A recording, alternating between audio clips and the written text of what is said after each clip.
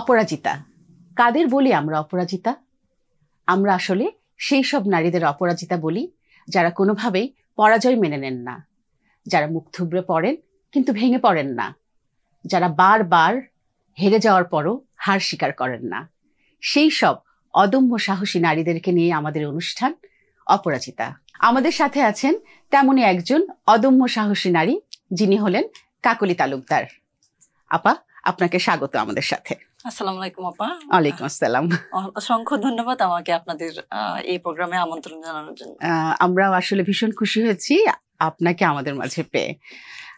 তো আসলে আপনি তো জানেন যে আমাদের এই বাংলাদেশটা এখন 18 থেকে 20 কোটি মানুষের একটা দেশ, এবং বলা হয় যে বাংলাদেশ হচ্ছে এই বিশ্বের একটা বিজনেস হাব, এবং সেই জায়গা থেকে ই কমার্সে কিন্তু একটা দারুণ সম্ভাবনা আছে আমাদের নারীদের। তো আমরা আপনার সম্পর্কে অনেক কিছুই জানি, আমরা আরো একটু জানবো।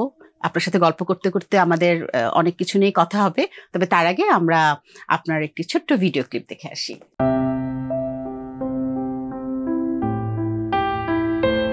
একজন শক্তিশালী নারী যেমন বাস্তববাদী, ততটাই আধ্যাত্মিক। একজন শক্তিশালী নারী উদারভাবে ভালোবাসেন, ক্ষমা করেন, হেঁটে চলে যান, পড়ে যান, উঠে দাঁড়ান, আবার চেষ্টা করেন, কিন্তু কখনোই হাল ছেড়ে দেন না। একজন শক্তিশালী নারী নিজের স্বপ্নকে বাস্তবতায় রূপ দেন, নিজের স্বপ্নকে বুনতে পাড়ি দেন দূর থেকে দূরান্তে। তার সামনের প্রতিবন্ধকতাও যেন তার অদম্য ইচ্ছার কাছে হার মেনে যায়।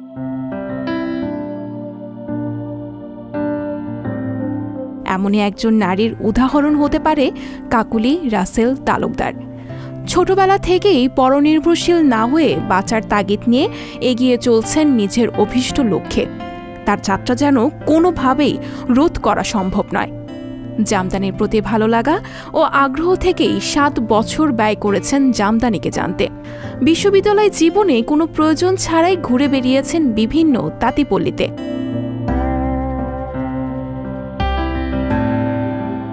সেই আগ্রহ এখন তার জীবন পাথেও। নরসিংদীর মেয়ে কাকলি ইউনাইটেড ইন্টারন্যাশনাল ইউনিভার্সিটি থেকে বিবিএ শেষ করে ই কমার্স এবং ফিন্যান্স বিষয়ে 5 বছর শিক্ষকতা করেন। পারিবারিক দায়িত্বের কারণে এমবিএ অসমাপ্ত থেকে যায় এবং চাকরিটাও ছেড়ে দেন। হতাশায় কাটছিল তার জীবন। তখন শক্তি হিসেবে ধরা দেয় মা এবং পরিবারের অনুপ্রেরণা।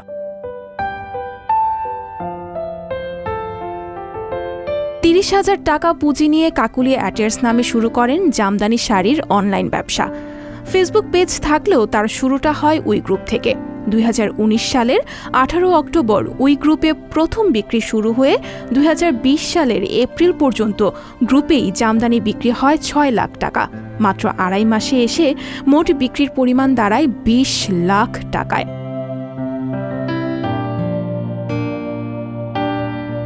শুরুতে কাকলি রাসেল তালুকদারকে কেউই চিনতেন না, কিন্তু সেই অচেনা নারীটি এখন 5 লাখ সদস্যের platform women's and e commerce ফোরামে জামদানির রানী হিসেবে পরিচিত। জামদানির শাড়ির ব্যবসার পাশাপাশি তিনি ফেসবুকে ডিজিটাল স্কিল বিষয়েও লেখালেখি করেন।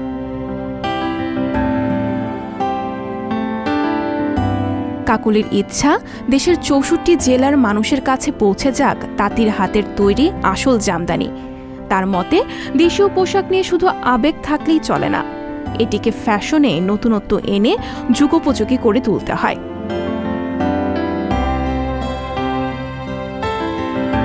নিজের চেষ্টা, অদম্য ইচ্ছায় আজ কাকলি রাসেল তালুকদার এক অনুপ্রেরণার গল্প। মাত্র 9 মাসে 20 লাখ টাকার জামদানি অনলাইনে বিক্রি করতে পেরেছেন তাঁতির হাতের বানানো আসল জামদানিকে মধ্যবিত্তের কাছে সহজলভ্য করার মাধ্যমে। আপনার পথটা হয়তো মসৃণ হবে না, হয়তো আপনার সফলতার গল্পের সময় 9 মাস হবে না, কিন্তু এমন একজন অপরাজিতা আপনার জীবনের মোড় ঘোরাতে সাহায্য করতে পারেন যে কোনো ক্ষেত্রে।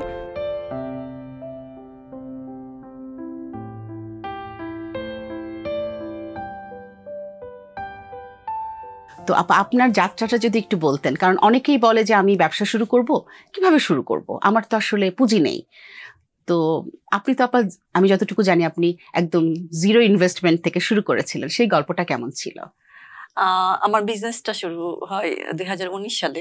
সেটা হচ্ছে জুন মাসে আমি শুরু করি। জুন মাসের 13 তারিখে একটা গ্রুপ ওপেন করি, একটা পেজ ওপেন করি, করে হচ্ছে আমার যাত্রা শুরু কাকলি স্যাটায়ারের। আমার হচ্ছে জিরো ইনভেস্টমেন্ট বলতে নলেজটা জিরো ছিল, ই কমার্স রিলেটেড নলেজটা জিরো ছিল। আমি জাস্ট শুরু করে দিই। প্রথম 2 মাস তো আমার কোনো সেল ছিল না, সেল তো দূরে থাকে, আমার লাইক কমেন্টই ছিল না আমার পোস্টে। তো স্বাভাবিকভাবে আমি হতাশ হয়ে গিয়েছিলাম। তারপরে হচ্ছে লাকিলি আমি ওই সময় একটা দেশি পণ্যের গ্রুপে জয়েন করি এবং সেখানে দেখলাম যে ইক্যাব অ্যাসোসিয়েশন, যেটা মানে e commerce association of Bangladesh, এর যে প্রতিষ্ঠাতা সভাপতি শ্রদ্ধেয় রাজীব আহমেদ স্যার ওই গ্রুপে অ্যাডমিন, এবং উনি হচ্ছে ই কমার্স টাকে পরিচিতি বলতেছি দেশি পণ্যের ই কমার্সটাকে, এবং দেশি পণ্যের ই কমার্স ইন্ডাস্ট্রি একটা দাঁড় করানোর চেষ্টা করছেন, দেশি পণ্যটাকে পরিচিত করানোর চেষ্টা করছেন। তো আমি যেহেতু জামদানি নিয়ে কাজ করি, তো আমি ভাবলাম যে আচ্ছা ঠিক আছে, এখানে সময় দিই, আমি কিছু শেখার চেষ্টা করি। আমি আসলে বিক্রি থেকে তখন শেখার দিকে মনোযোগ হয়েছিলাম। তো আমি যদি এখানে বলি যে নতুন যারা উদ্যোক্তা হতে চায়, যারা এই সেক্টরে আসতে চায়, তাদের আসলে এই জিনিসটাই ফোকাস করা উচিত যে আগে বিক্রি না, আগে হচ্ছে শেখা। আর একজন উদ্যোক্তা একদম জিরো নলেজ নিয়ে শুরু করতে পারে। আমি যদি বলি আমার কথা, আমি শুধু ল্যাপটপ অন অফ করতে জানতাম, টেকনিক্যাল নলেজটা আমার একদমই জিরো ছিল। পরে স্যারের একটা group, digital skills for Bangladesh group, সেখানে ডিএসবি, আমি ওটার মেম্বার, আমিও প্রথম ডিএসবির মেম্বার হয়েছিলাম। সেটা আমি বলবো যে আমার একটা লাইফের টার্নিং পয়েন্ট আমি বলবো। আমি যা যা টেকনিক্যাল নলেজ, আমার একটা পেজ রান করার জন্য যা যা দরকার, আমি সেখানে সার্চ দিয়ে পড়া শুরু করলাম। বিনামূল্যে সেখানে কয়েক লক্ষ পোস্ট আছে যে বাংলায়। আমরা অনেক সময় চিন্তা করি না যে এসএসসি পাস বা ক্লাস 8 পর্যন্ত পড়াশোনা করেছে, সে কিভাবে টেকনিক্যাল নলেজটা গেইন করবে। চমৎকার আর্টিকেল, মানে সেখানে জাস্ট যে কোনো টপিক সহজ ভাষায় বাংলা ভাষায় সেখান থেকে শিখে তিনি হচ্ছেন এটা তার বিজনেসে, তার একটা স্মার্টফোন থাকলেই হলো, সেখানে অ্যাপ্লাই করতে পারেন, যেভাবে আমি করেছি। আর যদি বলি যে জিরো ইনভেস্টমেন্টের কথা, ই কমার্স সেক্টরটা এটা একটা সেরা প্ল্যাটফর্ম জিরো ইনভেস্টমেন্টের জন্য।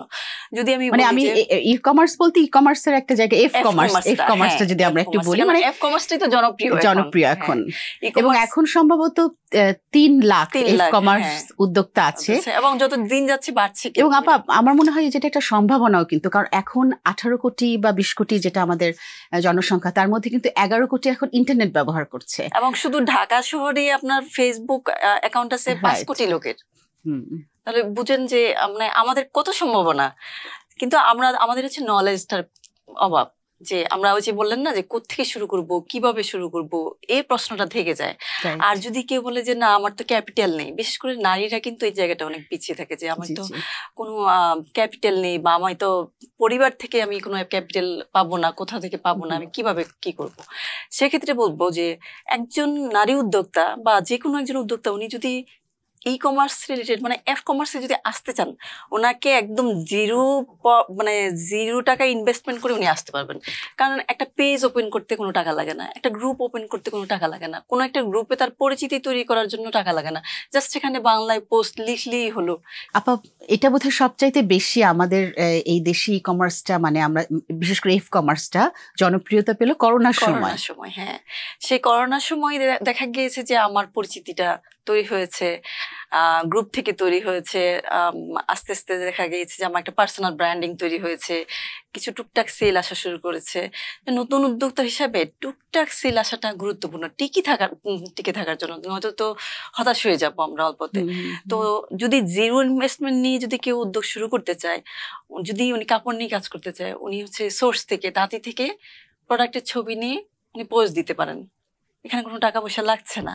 যদি খাবার নিয়ে শুরু করতে চান, নিজের ঘরে যা উনি রান্না করেন সেটা চমৎকার করে পরিবেশন করে সুন্দর করে ছবি তুলে সেটা দিয়ে দিক। একটা গহনা যদি কেউ ক্রাফটিং নিয়ে কাজ করতে চান, ওনার নিজের তৈরি গহনা এই যে ঘরে বিভিন্ন ওয়ালমেট থাকে, সেখান থেকে একটু পুঁতি পড়ে যায়, আমরা অনেক সময় দেখি স্যান্ডেল থেকে একটু পাথর পড়ে যায়, ওগুলা নিয়ে একটু কাগজে আঠা লাগিয়ে একটু সুন্দর একটা কানের দুল করলেন, একটা টিপ তৈরি করলেন, সেটা দিয়ে ছবি দিলেন। এই দক্ষতাটা যদি আমি বলি যে এই দক্ষতাগুলো কিন্তু আমাদের নারীদেরই আছে, তাই না? যে আমরা একটু পছন্দ করি যে যদিও আজকে আমরা জানি না যে আপনি অরেঞ্জ পরবেন বা আপনার সাথে আমার কমলা রংটা মিলে যাবে, কিন্তু যেভাবেই হোক এটাকেই বোধহয় মনের মিল বলা হয় আর কি, যে আমরা একই রঙের শাড়ি দুজন পরে ফেললাম। তো এই যে আমরা যে একটু সাজি বা মেয়েরা যে একটু সাজে, এটাও কিন্তু আসলে এই সূক্ষ্ম সূক্ষ্ম জিনিসগুলো কিন্তু আসলে নারীদের ভেতর থাকে। তারা একটু সাজতে পছন্দ করে, সাজাতে পছন্দ করে, এবং সৃজনশীলতার ব্যাপারটা কিন্তু এটা আমাদের আমরা যদি ইতিহাসটাও দেখি, দেখা যায় এই জায়গাগুলো কিন্তু নারীরা অনেক বেশি এগিয়ে থাকে এবং তারা অনেক বেশি পরিশীলিত। কিন্তু আর নারীরা যখন বিজনেসে আসে তখন হচ্ছে দুইটা জিনিস তারা খুব বেশি মেনটেন করে, একটা হচ্ছে সততা, আর দ্বিতীয়ত হচ্ছে প্রোডাক্টের মান। একদম এই জায়গাটায় মানে নারী উদ্যোক্তারা খুব অনেস্ট থাকেন। রাইট, এটা আমার কাছেও মনে হয় যে আসলেও তাই। যখন আমি নিজেও যখন অনলাইনে কিছু একটা কিনছি, তখন কিন্তু একজন নারী উদ্যোক্তা যখন আমি দেখছি, সেখানে কিন্তু আমি বেশি করছি যে না, ও খাবারটা ঠিকঠাক, তার সার্ভিস ও প্রোডাক্ট হচ্ছে খুব যত্নের সাথে করে, খুবই যত্নের সাথে। যেমন আমি যদি মনে করি যে আমার একটা বাচ্চা রয়েছে, আবার কাকলি সেটের আমার একটা উদ্যোগ, কিন্তু সেটা আমার বাচ্চার মতো, আমি কিন্তু এরকম করে যত্ন করি। আপা, আমরা অনেক গল্প করছি, আড্ডা দিচ্ছি, আপনার উদ্যোগের কথা জানছি। আমরা জানি যে খুব সম্প্রতি আপনি ইডিসি সভাপতি হিসেবে দায়িত্বভার গ্রহণ করেছেন। তো আমাদের সাথে অনলাইনে যুক্ত হয়েছেন রাজীব আহমেদ স্যার। উনি আমরা যারা ই কমার্স নিয়ে কাজ করি বা আমরা কমার্স উদ্যোক্তা, আমরা জানি যে এই ই কমার্সের, বাংলাদেশি ই কমার্স ডেভেলপমেন্টের ক্ষেত্রে বা বাংলাদেশি ই কমার্সের ক্ষেত্রে ওনার আসলে অনেক বড় অবদান। ইডিসির সম্মানিত অ্যাডভাইজার কিন্তু স্যার রাজীব আহমেদ স্যার। আচ্ছা, তো স্যার আমাদের সাথে যুক্ত আছেন। আমরা তাহলে একটু স্যারের কাছ থেকে একটু কথা বলে নিই। স্যার কেমন আছেন? আমরা আসলে যে বিষয়টা নিয়ে আসলে জানতে চাই সেটা হলো যে সম্প্রতি আমরা ইডিসির মাধ্যমে আমরা জিআই পণ্য নিয়ে আমাদের কাকুলি আপা কাজ করছেন, এবং এই যে একটা জিআই পণ্যের একটা বিষয় এখন আসলে আমরা গবেষণা করছি, পড়াশোনা করছি। তো এটা আমাদের বাণিজ্যিক ক্ষেত্রে, বিশ্ব বাণিজ্যের ক্ষেত্রে এটা কত বড় মানে কতখানি ভূমিকা রাখবে, এবং ই কমার্স প্ল্যাটফর্মে আসলে আমরা যদি দেশি পণ্যকে যুক্ত করতে চাই বা দেশি পণ্য নিয়ে আমরা বৈশ্বিকভাবে কাজ করতে চাই, এটা আমাদেরকে কতটা সাপোর্ট করবে? ধন্যবাদ। জিআই পণ্য হচ্ছে জিওগ্রাফিক্যাল ইন্ডিকেশন বা ভৌগোলিক নির্দেশক।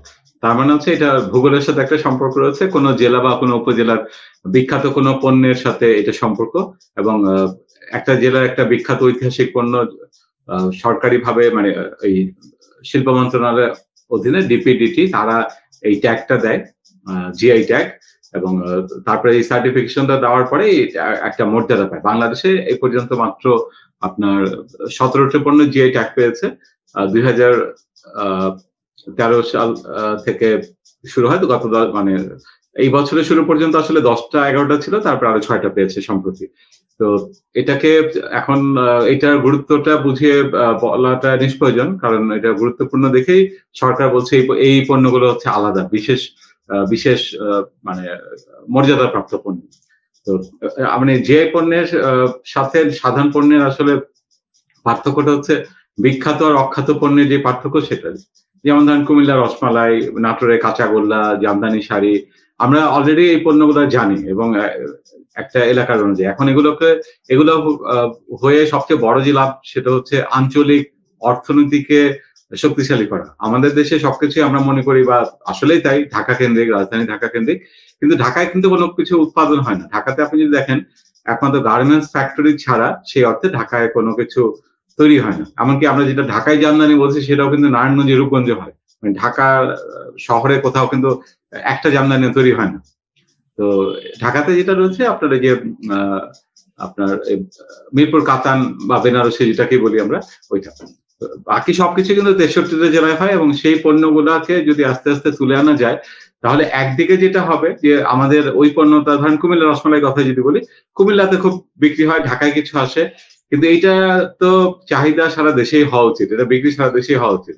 এতে করে আমাদের 64টা জেলার পণ্য যখন এক জায়গা থেকে আরেক জায়গায় যাবে, বিক্রি বাড়বে, তখন ওই এলাকার লোক যারা এগুলো নিয়ে কাজ করছে, ব্যবসায়ী হোক, যারা উৎপাদনের সাথে সরাসরি জড়িত, অথবা যারা কুরিয়ার সার্ভিসের মাধ্যমে বা ডেলিভারি এজেন্সি ট্রাকের মাধ্যমে এক জায়গা থেকে আরেক জায়গায় নিচ্ছে, এই সবাই কিন্তু উপকৃত হবে। এবং আমাদের যদি দেখেন যে বিভিন্ন জেলাতে বিদেশি পণ্যের অনেক ব্যাপক চাহিদা রয়েছে, এখনো চাহিদা রয়েছে, কিন্তু এটার মূল কারণটা হচ্ছে যে আমরা দেশি পণ্য সম্পর্কে এক জেলার মানুষ আরেক জেলার থেকে জানি না।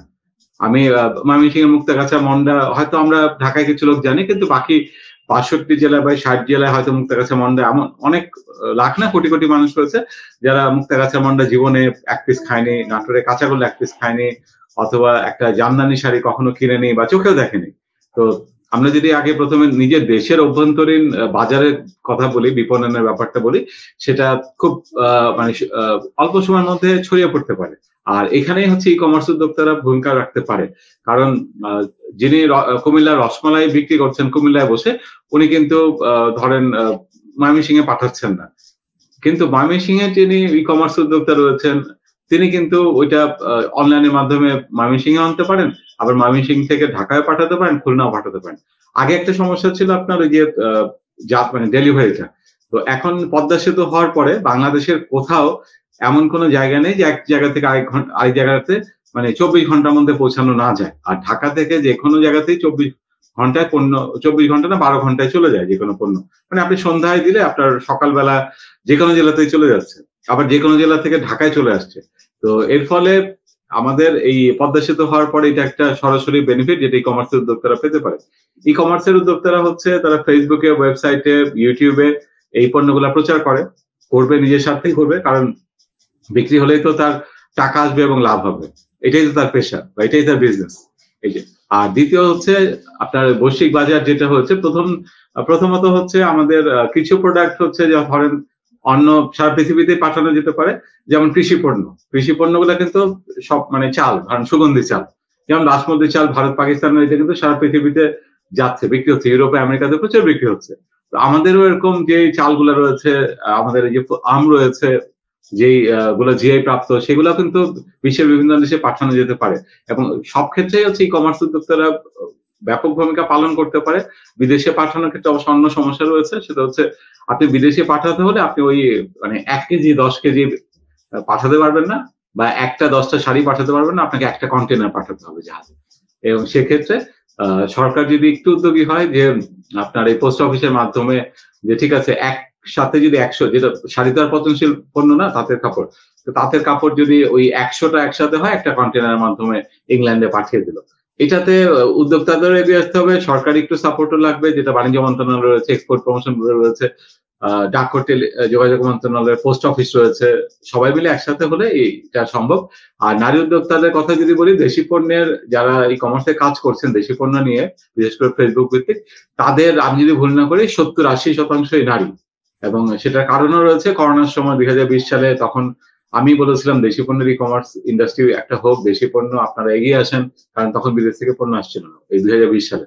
এবং সেই সময়টাতে অনেকেই হাজার না, অন্তত লাখখানেক নারী এদিকে এগিয়ে আসেন। সবাই যে ফুল টাইম তাও না, সবাই যে সিরিয়াস তাও না, কিন্তু তারা এই খাবার, পোশাক, কৃষি পণ্য, এমনকি মাছ, মাংস, সব দিকেই তারা উদ্যোগ হাতে নেন। এবং ফেসবুক ছোট ছোট গ্রুপগুলোতে, বড় গ্রুপে, নিজেদের ফেসবুক পেজে, প্রোফাইলে এখন অনেকেই মানে শত নারী তাদের প্রোফাইলে দেশি পণ্য নিয়ে লিখছেন, যদি অর্ডার আসে বিক্রি করছেন। এটাও হচ্ছে আপনার নারী উদ্যোক্তাদের মানে করণীয় মানাচ্ছে। নারী উদ্যোক্তা তো সরাসরি এই দেশি পণ্যের সাথে সম্পর্কিত। তো জিআই পণ্য যত বেশি বাড়বে, যেমন আমাদের কাকুরি আপুই জামদানি শাড়ি নিয়ে কাজ করছেন, যেটা জিআই মর্যাদা পায়, প্রথম জিআই মর্যাদা পায়। তো এরকম কেউ ইলিশ মাছ নিয়ে কাজ করছেন, কেউ তো হয়তো আম বিক্রি করছেন। এখন আমরা অনেক নারী উদ্যোক্তাকে আম বিক্রি করতে দেখি।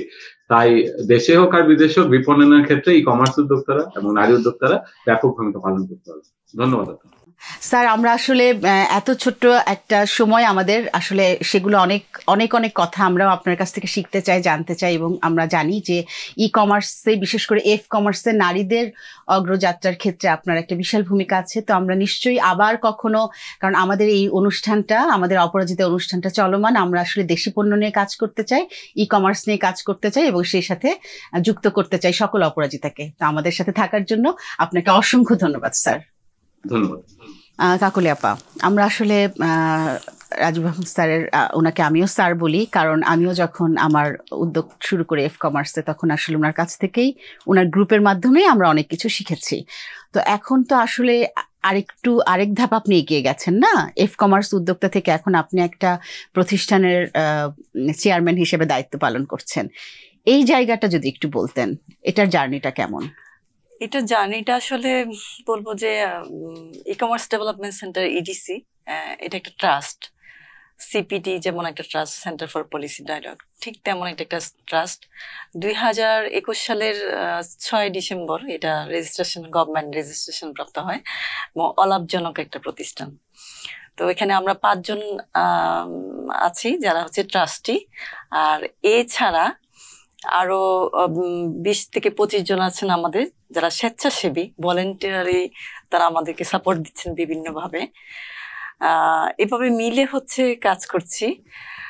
তো আমি বলবো যে যেহেতু এটা অলাভজনক টাকা পয়সার মানে লাভ লোকসানের ব্যাপার নেই। এমনি তো আমরা যারা উদ্যোক্তা হিসেবে কাজ শুরু করি তাদেরকে সবাই সব সহযোগিতাই করতে চান, ফাইন্যান্স ছাড়া। হ্যাঁ, মানে ফাইন্যান্সের জায়গাটা আসলে আমাদেরকে বলা হয় যে তোমার 2 বছরের বিজনেস দেখাতে হবে তোমার লোনের ক্ষেত্রে। যেমন আমাদের শুরুটা যেহেতু স্ট্রাগল ছিল, কঠিন ছিল, আর ইডিসি তো রাজীব আহমেদ স্যারের ব্রেন চাইল্ড। আমাদের এখানে সম্মানিত বেশ কয়েকজন অ্যাডভাইজার আছেন, তার মধ্যে রাজীব আহমেদ স্যারের একজন।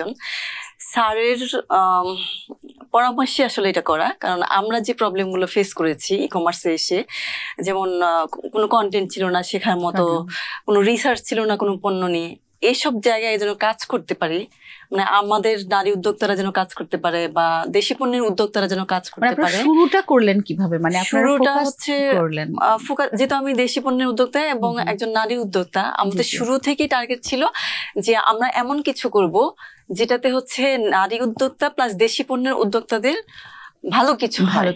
হ্যাঁ, তারা যেন উপকৃত হয় এবং সম্পূর্ণ বিনামূল্যে।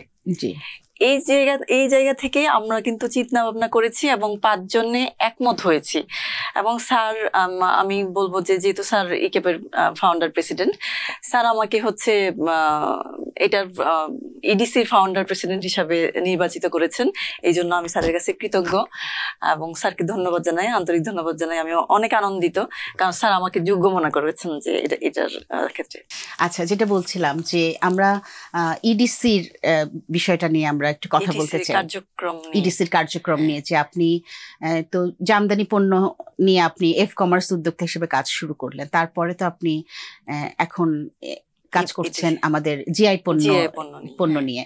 তো এই জার্নিটা, তো আমি উদ্যোক্তার পাশাপাশি হচ্ছে আমার যে অভিজ্ঞতা বা আমাদের যে অভিজ্ঞতা, দেশি পণ্যের প্রায় 100 গ্রুপ রয়েছে, তার মধ্যে ম্যাক্সিমাম অ্যাডমিন যারা আছেন তারাও চান যে আসলে এমন ভালো কিছু হোক, সেক্ষেত্রে আমরা সাপোর্ট পাচ্ছি। এবং সবাইকে আমি আপনাদের প্রোগ্রামের মাধ্যমে সবাইকে ধন্যবাদ জানাতে যাচ্ছি যে এভাবে ইডিসি কে সাপোর্ট দিচ্ছে। তো আমি আমাদের যে সাকসেস স্টোরি যদি বলি, আমরা প্রথম কাজ ছিল আমাদের বাণিজ্য মন্ত্রণালয়ের সাথে, বিপিসি আর ইকেবের সাথে একটা ছিল ডিজিটাল পুল্লি প্রজেক্ট। ইকেবের সাথে আমাদের এমইউ সাইন হয়েছিল এবং ওইটার ডকুমেন্টেশনের পুরো কাজটা আমরা করেছিলাম, যেটা গত বছর। মানে আপনাদের ইডিসি কে ইকেব একটা ফাইন্যান্স সাপোর্ট দিয়েছে? ফাইন্যান্স সাপোর্ট না, তাদের যে ডিজিটাল পুল্লি যে ডকুমেন্টেশনটা, পুরো কাজটাই হচ্ছে আমাদেরকে দিয়েছে, যে ডকুমেন্টেশনের পুরো কাজটা আমরা করব। এখানে কিছু চুক্তি ছিল, সেই অনুযায়ী আমরা করব।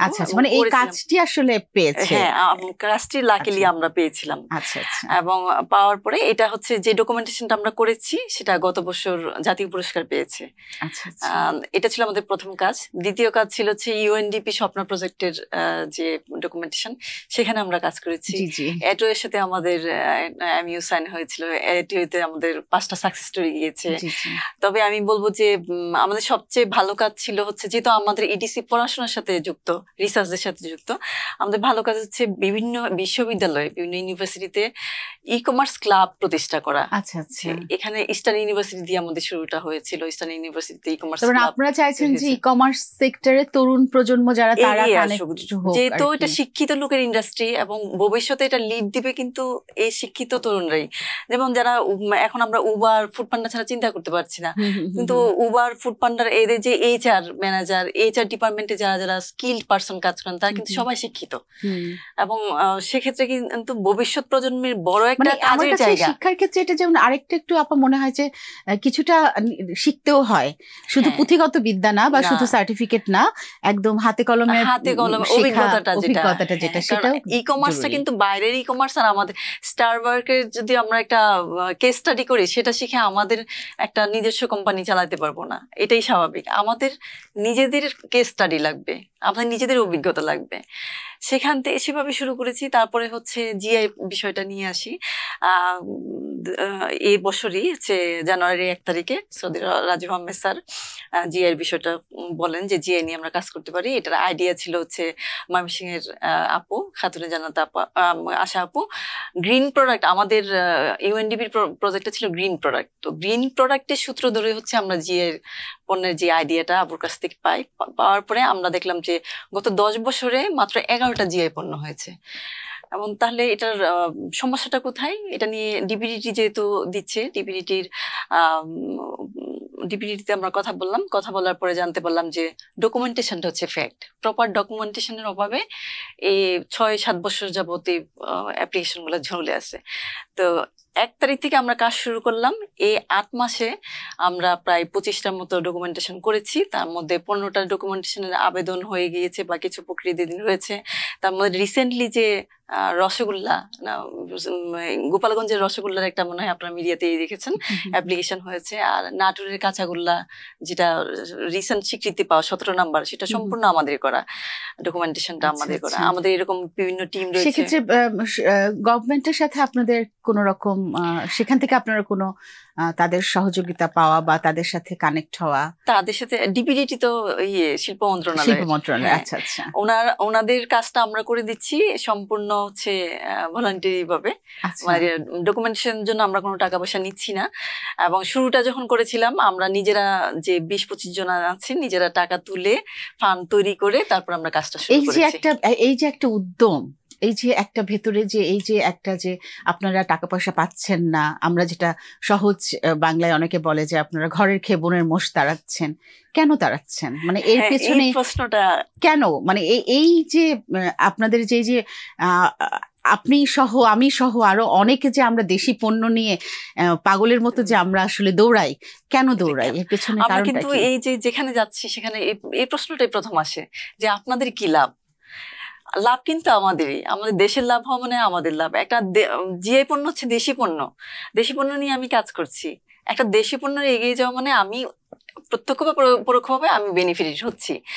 আর এখানে আমি বলবো যে ইডিসির প্রেসিডেন্ট হিসাবে আমি যে সম্মান পাচ্ছি, এখানে আমি সম্মান পাচ্ছি, পরিচিতি পাচ্ছি, মানুষের ভালোবাসা পাচ্ছি, দোয়া পাচ্ছি। মানুষ বলতেছে ইডিসি ভালো কিছু করছে, কাকুলিয়া চেষ্টা করছে। এই যে প্রাপ্তিটা, এটা আসলে কোনো টাকা পয়সা দিয়ে হবে না।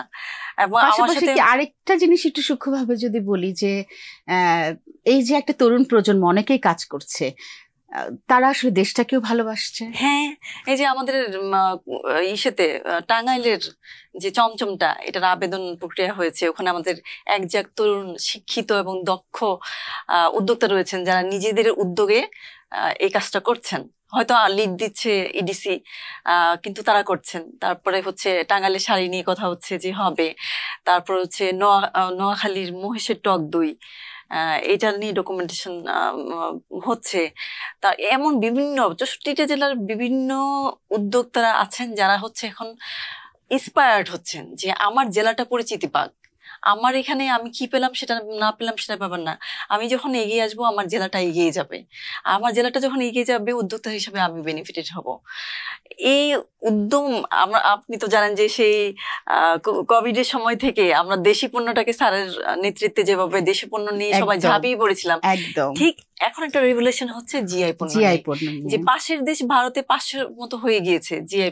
আচ্ছা, এখানে একটা আমার একটা মানে এমনি জানার জন্য যে আসলে ওনাদেরও তো জামদানি আছে, তো আপনার কি কখনো মার্কেটে জামদানি মানে ইন্ডিয়ার জামদানি বাংলাদেশের জামদানি মানে হয় না কম্পিটিশনের জায়গাটা কেমন, মানে এইটা আপনার কাছে কখনো থ্রেড মনে হয় কিনা একজন জামদানি উদ্যোক্তা হিসেবে? না, থ্রেড মনে হয় না। এক সময় ছিল, 2019 সালের আগে ছিল।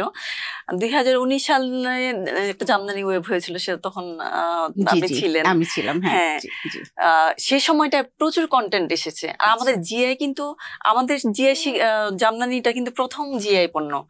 এটা স্বীকৃতি পাওয়ার আগে ইন্ডিয়ার জামদানি হচ্ছে উপাধ্যা জামদানি জিআই মানে হিসাবে স্বীকৃতি পেয়েছিল, যে ইন্ডিয়া বলেছিল যে এটা তাদের জামদানি। পরে যখন আমাদের প্রচুর কন্টেন্ট, আমরা এভিডেন্স দরকার হয়, জিআই ডকুমেন্টেশন এভিডেন্স, যখন এইসব তথ্য প্রমাণ দলিল এগুলো সাবমিট করার পরে যখন আমাদের জামদানিটা জিআই স্বীকৃতি পায়, তখন কিন্তু জিআই মানে জামদানি শাড়িটা আমাদের হয়ে গেছে। এটা আমাদের জন্য একটা বিরাট প্লাস পয়েন্ট। পরবর্তীতে যেটা হয়েছে যে আমাদের প্রচার, যে আমাদের চিনবো কিভাবে, একদম যে আমরা মানে অনেকেই এটা বলে যে আসলে চেনার উপায়টা কি, মানে আমি তো আসলে জামদানি এবং বড় একটা থ্রেড হচ্ছে কম দামি বেশি দামি এরকম আছে, তো সেই ক্ষেত্রে আসলে আমি কিভাবে জিআই এর যে জার্নালটা, জামদানির যে জার্নালটা, সেই জার্নালটা যদি আপনি একটু পড়েন তাহলে দেখবেন যে আমরা অনলাইনে সার্চ দিলে ডিপিডিটি ওয়েবসাইটে আছে, ওখানে দেয়া আছে যে দুইটা সুতায় হচ্ছে আমাদের দেশে জামদানিটা হয়, মানে একটা হচ্ছে রেশম, একটা হচ্ছে কটন। আর উপাধ্যা জামদানি যেটা, সেটা শুধুমাত্র সিল্ক। আচ্ছা আচ্ছা, সেজন্য কি একটু খসখসে হয়? একটু হ্যাঁ, একটু খসখসে হয়। আমাদের জামদানিটা সফট হয়, মানে আমাদের সুতাটা প্রসেসিংটা একটু লেন্দি প্রসেস, এবং যে জন্য সুতাটা এত মিহিন হয় যে শাড়িটা গায়ে বাঁধে না। আর আমাদের হাতে বোনার যখন ধরেন এই যে একটা ফুলের জন্য একটা সুতাই তৈরি করা হয়। আর আমাদেরটা তো হ্যান্ডলুম, আবার উপাদ্যটাও হ্যান্ডলুম, কিন্তু সেটা হচ্ছে আমাদেরটার মতো না। ওদেরটা যেমন সিল্ক সুতাটা ডিরেক্ট নিয়ে এনে বুনে তৈরি করে ফেলা হয়, আমাদেরটা সুতাটা হচ্ছে পাড়ি করতে হয়। তারপর হচ্ছে এই যে শীতলক্ষার যে নদীর পানিটা, এই পানিটা দিয়ে যখন রং করা হয় সুতাটা, তখন এই সুতাটা একটু ফিনিশিংটা ভালো। তার মানে কি আপা আমি যেটা বলছি যে জিআই পণ্য মানে হচ্ছে জিওগ্রাফিক্যাল আইডেন্টিফিকেশন আমরা বলছি যে আমাদের পণ্যে, তো সেই ক্ষেত্রে আমাদের এই যে শীতলক্ষার যে পানিটা, এটা একটা অনেক বড় কারণ আমাদের জামদানির পেছনে। এবং দেখবেন যে আমাদের জামদানি ময়মনসিংহের হালুয়াঘাটেও তৈরি হয়। আচ্ছা, সেই জামদানির সাথে আপনি নারায়ণগঞ্জের জামদানির পার্থক্য মানে দুইটা পাশাপাশি রাখলেই বুঝতে পারবেন। কারণ একটাই, ওই যে সেখানকার পানি, কারিগরি দক্ষতা, এই যে সেই জন্য হচ্ছে আমাদের জিওগ্রাফিক্যাল ইন্ডিয়া এরকম প্রত্যেকটা পণ্য রয়েছে। যেমন খুলনার চুইজাল রয়েছে, আপনাদের এলাকারই তো কি সোনালী চিনি, স্বর্ণচিনি, গোল্ডেন সুগার, যেটা আসলে আখের গুড় থেকে তারপর বগুড়ার লাল আলু, যেটা অন্য জায়গায় হয় না। শুধুমাত্র জামদানি না, আমাদের দেশে অসংখ্য এমন পণ্য রয়েছে যেগুলো আমরা আসলে কাজ করতে পারি। যেমন চায়নাতে 7,000-এর উপরে। আসলে আমরা যদি এগুলো নিয়ে কথা বলতে চাই, আমার মনে হয় যে এই শোটা আসলে খুব কম হবে, মানে অনেক কম সময় হবে। আমরা আসলে আমাদের দেশের পণ্য নিয়ে এবং আমাদের দেশের যে হেরিটেজ গুলো আছে সেগুলো নিয়ে আসলে আমরা ঘন্টার পর ঘন্টা আলাপ চালাতে পারি, কিন্তু যেহেতু আমাদের সময় খুব মানে একটু বেঁধে দেওয়া আছে, ছোট্ট একটা প্রশ্ন যে আপনার যদি আপনি বলেন যে এই যে দেশি পণ্যকে এগিয়ে নিয়ে যাওয়ার ক্ষেত্রে বা এই যে জিআই পণ্য নিয়ে আপনি কাজ করছেন, আপনার আসলে ভবিষ্যৎ স্বপ্নটাকে আপনি কি চান? আমি চাই আপনি দেশটাকে একজন উদ্যোক্তা হিসেবে আপনি আমাদের বাংলাদেশকে কোথায় দেখতে চান? আমি প্রথমত বলি যে একজন দেশি পণ্যের উদ্যোক্তা হিসেবে আমি চাইবো যে আমাদের দেশে যা পণ্য আছে বিদেশি পণ্যের বিকল্প হিসাবে প্রতিষ্ঠিত হোক, এবং গুণে এবং মানে। তারপর যদি বলি যে ইডিসি প্রেসিডেন্ট হিসাবে আমি কি চাই, এডিসি প্রেসিডেন্ট হিসাবে আমি চাই আমার পরবর্তীতে যিনি আসবেন, যিনি এডিসির প্রেসিডেন্ট হবেন, আমরা যে একটা মুভ করেছি সেটাকে আরো এগিয়ে নিয়ে যাবেন দেশের স্বার্থে। অলাভজনক প্রতিষ্ঠান অলাভজনক কি থাকবে, কিন্তু কাজের মান কাজের ধরন আরো উন্নত হবে এবং ইডিসি একটা ভালো কাজ করছে। ইডিসি অনেক বড় কিছু হোক সেটা চাইবো না, কিন্তু ইডিসি আরো ভালো কাজ করছে এটা হোক। আর একজন দেশের সচেতন নাগরিক হিসাবে আমি চাইবো যে আমাদের দেশীয় পণ্যটা প্রতিষ্ঠিত হোক, এবং যে আপনি যেটা বললেন যে বাংলাদেশ একটা ভালো বিজনেস হাব, এটা এখানে সীমাবদ্ধ না থাকুক। আমাদের প্রবাসী বাঙালি যতগুলো কান্ট্রিতে রয়েছে সেখানে সারা বিশ্বে তো ছড়িয়ে যাবে, সেখানে তো আমাদের প্রথম মানে আমরা ইনিশিয়াল স্টেজে আছি, এই প্রাথমিক পর্যায়ে তাদেরকে আমরা হচ্ছে, আপনি যে দেশে থাকেন না কেন আপনার ইচ্ছা হবে একটা জামদানি পরি, আপনার ইচ্ছা হবে আমি একটু রসমালাই খাই, তো তাদেরকে ধরবো। এরপরে হচ্ছে আমাদের প্রোডাক্টের এত ভেরিয়েশন আসুক যেন বিদেশি যে কাস্টমার তাদের পাশাপাশি আমাদের নারীদের যারা আসলে অপরাজিতা হতে চায় তাদের একটা প্ল্যাটফর্ম হিসেবে যেন আমাদের তাদের কর্মসংস্থান তৈরি হবে, প্ল্যাটফর্ম তৈরি করবে এবং সারা বিশ্ব তাদের জন্য প্ল্যাটফর্ম হবে, শুধুমাত্র বাংলাদেশটা না। তারা যেন এমন স্বপ্ন দেখে, আমিও এমন স্বপ্ন দেখি। আপা, আমরা যখন ই কমার্স নিয়ে কাজ শুরু করেছি, বা আমরা যখন, আমি যেমন আমার অপরাজিতা যে অনলাইন প্ল্যাটফর্মটি আছে যেখানে আমি দেশি পণ্য নিয়ে কাজ করছি, সেখানে যখন আমি নারীদেরকে যুক্ত করি তাদের প্রথম কথা হচ্ছে আমার তো কিছুই নাই, মানে, এবং সবচেয়ে আমরা যেটা চ্যালেঞ্জ ফিল করি সেটা হচ্ছে সাহস থাকে না মেয়েদের, মানে কারণ তার ফাইন্যান্সিয়াল সাপোর্ট নাই। ধরেন সে প্রতিবন্ধী, অথবা সে সিঙ্গেল মাদার, অথবা সে ডিভোর্সড, অথবা সে এমন একটা লাইফ কাটাচ্ছে যেখানে আসলে সে 3 বেলা পেট ভরে খেতে পারবে কিনা সেটা নিয়েই কিন্তু সে স্ট্রাগল করছে, সেখানে আসলে সে স্বপ্নটা দেখতেও পারছে না। তো এই যে কিছু, এবং যেটা হয় আপনি জানেন যে যখন একটা ফাইন্যান্সিয়াল ক্রাইসিস হোক বা মেন্টাল ক্রাইসিসে বা একটা পারিবারিক বিপর্যয়, তখন কিন্তু সে গুটিয়ে যায়, তার ভিতর সাহসটা কমে যায় এবং তখন সে মনে করে যে আসলেও পারবো না, আসলেও আমরা হয়তো আর পারবো না, কিন্তু ওই যে আসলে তো পারে, আপনি পেরেছেন, আমি পারছি। তো এই যে আমরা একটু একটু করে পারছি, আমরাও তো 0 থেকে শুরু করেছি, তো সেরকম যদি কোনো একটা গল্প যদি আপনার জানা থাকে, মানে সেই তাদের জন্য কি আপা কিছু বলবেন? হ্যাঁ, আমি আসলে বলতে চাই, কারণ আমার নিজের একটা বাচ্চা আছে এবং আপনি হয়তো জানেন যে আমার বাচ্চার যখন 1 বছর 5 মাস, তখন আমি আমার ওই বাচ্চাকে নিয়ে একা আমি নারায়ণগঞ্জ যেতাম শাড়ি আনার জন্য। ঝড় বৃষ্টি কোনো কিছু আমাকে থামাতে পারতো না, কারণ কি আমার মনে এইটা জোর ছিল যে না, আমাকে কিছু একটা হতেই হবে, আমাকে আমার নিজের একটা পরিচয় তৈরি করতেই হবে। আমি একজন মা হিসাবে আমি প্রাউড ফিল করি, আমি একজন ওয়াইফ হিসাবে প্রাউড ফিল করি, একজন নারী হিসাবে প্রাউড ফিল করি, কিন্তু আমার নিজের আলাদা একটা পরিচয় তৈরি হোক। যখন আপনি যাদের কথা বলেছেন যে সিঙ্গেল মাদার হোক, ডিভোর্সড হোক বা প্রতিবন্ধী, যেটা শারীরিক প্রতিবন্ধী, আমার মতে হচ্ছে তারা যদি একটু সাহস করে তাহলে সম্ভব। আমি আপনাকে একটা ছোট্ট একটা উদাহরণ দিই। আমার একটা লাইভ হয়েছিল ডেইলি স্টারের সাথে, তো ওখানে হচ্ছে একজন ভদ্র মহিলা আমার সাথে ছিলেন, যা উনিও গেস্ট হিসাবে ছিলেন, উনি শারীরিক প্রতিবন্ধী ছিলেন। তো সেই সময়টায় হচ্ছে আমাকে প্রশ্ন করা হয়েছিল যে ওনার এই প্রশ্নটা ছিল এমন যে যারা আমার মতো তারা কিভাবে করবে, তারা তো মুভ করতে পারবে না, একটা বিজনেসের জন্য তো সোর্সিং এর জন্য তো যেতে হবে কোথাও, তারা কি করবে। তো আমার উত্তরটা ছিল এমন যে যারা একটা স্মার্টফোন আছে সে কিন্তু স্মার্টফোনে সার্চ দিয়ে বের করে ফেলতে পারবে যে আমি এই জিনিসটা নিয়ে কাজ করতে চাই, এই জিনিসটার সোর্স আমি কোথায় পাবো, কোন এলাকায় এই জিনিসটা বিক্রি হয়, সেখান থেকে আমি আনতে পারবো। সেখান থেকে উনি শুধু স্মার্টফোনে মেসেজ দিয়ে বা ফোন করে সেখান থেকে অর্ডার দিয়ে বা সেখান থেকে ছবিটা স্মার্টফোনে এনে উনি একটা ঘরে বসে পেজ ওপেন করে বিজনেসটা শুরু করে দিতে পারেন। তো এক্ষেত্রে ওই প্রশ্ন আসতে পারে যে তাহলে ডেলিভারিটা কেমন করে হবে, সে তো সুন্দরবনে যেতে পারবে না বা কোনো ডেলিভারি অফিসে যেতে পারবে না, সেক্ষেত্রে কি হতে পারে। এখন একদম উপজেলার পর্যায়ে এমন আছে যে বাসা থেকে এসে নিয়ে যায়। একটা এজেন্সির সাথে কানেকশনও কিন্তু এখন অনলাইনেই হচ্ছে, অনলাইনে ফর্ম পূরণ করা হচ্ছে, তারা হচ্ছে মেম্বার হচ্ছে, তারপরে বাসা থেকে সে নিয়ে যাচ্ছে, তার কিন্তু মুভ করতে হচ্ছে না, তার শুধু ম্যানেজমেন্ট স্কিলটা থাকা লাগছে। এই ম্যানেজমেন্ট স্কিলটা এই যে বললাম না বিভিন্ন ই-লার্নিং এর মাধ্যমে কিন্তু এখন একটা অনেক বড় চ্যালেঞ্জ কিন্তু যে এইসব নারীদের কাছে কিন্তু আমাদের যদি তাদেরকে আমরা এই প্ল্যাটফর্মে আরো আনতে পারি, আমরা বলছিলাম যে আমাদের এখন বর্তমানে 3 লাখ কমার্স উদ্যোক্তা এবং আমাদের 11 কোটি হচ্ছে অনলাইন ব্যবহার করেন বা ইন্টারনেট ব্যবহার করেন। তো আমরা কিন্তু একটু যদি উদ্যোগী হই তাহলে কিন্তু এই 11 কোটির একটা বড় অংশ কিন্তু কমার্স দিয়ে তাদের উদ্যোগ শুরু করতে পারে।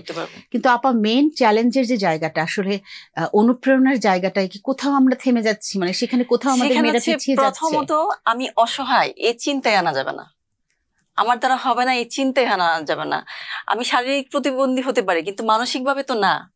আমি সেটা দিয়ে আমার পয়সা না থাকতে পারে, আমার আইডিয়া আছে, আমি ক্রিয়েটিভ, আমি যে কোনো জিনিস নিয়ে আমি যদি প্রত্যেকটা নারী সে মনের মধ্যে সে ধারণ করে সুপ্ত কোনো না কোনো প্রতিভা, যে আপনার যা গুণ আছে সেটা হয়তো আমার নাই, আমার যেটা আছে সেটা তো অন্যজনের নাই, আবার অন্যজনের হয়তো তার এমন একটা গুণাবলী আছে যেটা হয়তো, এবং যখন এই প্রতিভাটা বের হবে তখন যখন চ্যালেঞ্জ তো থাকবে, প্রতিভাটা বের হবে, আপনি যখন করে দেখাতে পারবেন যে না আমি আমার কাজে স্থির, আমার স্বপ্নে আমার লক্ষ্যে স্থির, তখন কিন্তু সমাজের আর 10 জন আপনাকে সাপোর্ট দিবে। শুরুর সময়টা না দিলেও পরবর্তীতে এসে সাপোর্ট দিবে। সেই জন্য হচ্ছে আমাদের নারীদের তার যত সমস্যায় থাকুক না কেন, প্রথম চিন্তা থাকতে হবে, তার একটা স্বপ্ন থাকতে হবে যে আমি আমাকে নিয়ে এই স্বপ্নটা দেখি এবং আমার এই স্বপ্নের জন্য আমি কাজ করব। মানুষ যে যাই বলুক না কেন আমি করব আমার সর্বোচ্চ চেষ্টা। পাঁচে লোকে কিছু বলে, হ্যাঁ সেটা ভুলে যেতে হবে, সেটা ভুলে যেতেই হবে। নয়তো আসলে সমাজে যখন আমরা জানি না কার কপালে কি আছে, কখন কোন সিচুয়েশনের উপর মধ্যে দিয়ে আমরা পড়ি, তো সেখান থেকে যদি আমাকে ওভারকাম করতে হয় অবশ্যই আমার মনের জোরটা থাকতে হবে।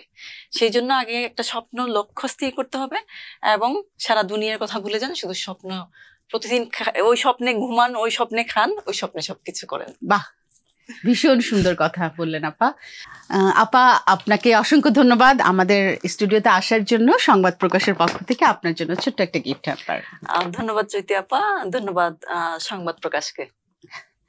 প্রিয় দর্শক, আমাদের অপরাজিতা, আসলে আমরা বলতে চাই এই অপরাজিতা প্ল্যাটফর্মে আসবেন যে নারীরা, তারা ভীষণ সাহসী উদ্যমী হবেন এবং সেই সব সাহসী উদ্যমী নারী আমরা জানি যে আমাদের আনাচে কানাচে সব জায়গায় আছেন, শুধু তাদের দরকার একটুখানি বারুদ জ্বালিয়ে দেওয়া।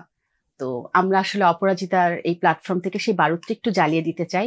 এবং বাংলা একটা কথা আছে, মায়ের দেওয়া মোটা কাপড় মাথায় তুলে নেড়ে ভাই, দিন দুঃখিনী মা যে আমার, এর বেশি আর সাধ্য নাই। হয়তো আমাদের অনেক সাধ্য নাই, হয়তো আপনার অনেক সাধ্য নাই, অনেক ক্ষমতা নাই, কিন্তু আপনার যা আছে, যেটুকু আছে সেটুকুই যদি আপনি কাজে লাগান এবং আপনি যদি নিজেকে একজন উদ্যোক্তা হিসেবে তৈরি করতে চান, তাহলে দেখবেন ঠিকই কোনো না কোনো একটা উপায় কিন্তু আপনি বের করে ফেলতে পারবেন।